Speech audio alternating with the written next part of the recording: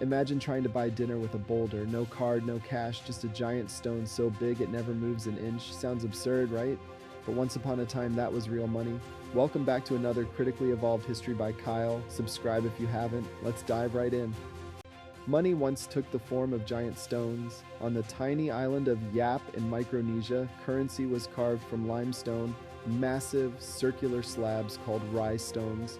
Some were over 12 feet wide and weighed as much as a car. But here's the twist: they were so heavy no one actually moved them. Ownership changed hands through word of mouth. If the village agreed that a stone now belonged to someone else, that was it. No transaction needed, just trust.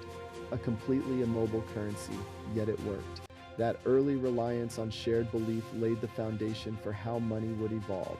Fast forward to ancient Mesopotamia, the cradle of civilization. Around 3000 BCE, they pioneered another innovation: clay tokens.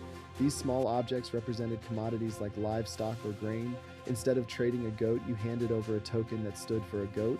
This system simplified barter and became one of the first abstract representations of value, an early leap towards symbolic money. Then came Lydia, around 600 BCE, what is now modern-day Turkey. Here, the first standardized coins were minted from gold and silver, stamped with official marks to prove authenticity. For the first time, money had a trusted form backed by authority. These coins unified trade and introduced a powerful idea that currency could hold value because society agreed it did. As time marched on, money got lighter, but more powerful. In medieval China and later in Europe, the world met a new invention: paper money. These banknotes weren't intrinsically worth anything, they were promises, IOUs backed by gold or silver. Sweden's public bank, founded in 1668, played a key role in making paper money legitimate. With it came a new era of finance, banking, and global commerce. But everything changed in 1971. The United States, under President Nixon, officially abandoned the gold standard. Suddenly, the dollar was no longer backed by gold, it was backed by belief. That shift turned money into a purely conceptual force.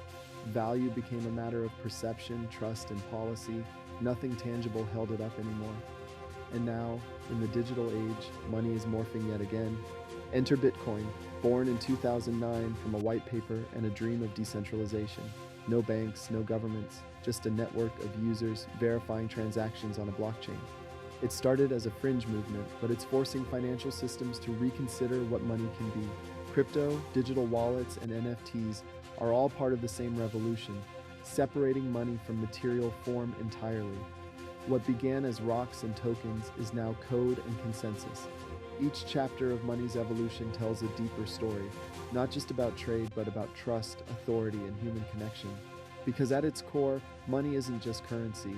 It's a reflection of who we are, how we organize, and what we choose to believe has value. Want more Critically Evolved History by Kyle? Smash that subscribe, drop a comment about a time money saved your day, and as always, deuces.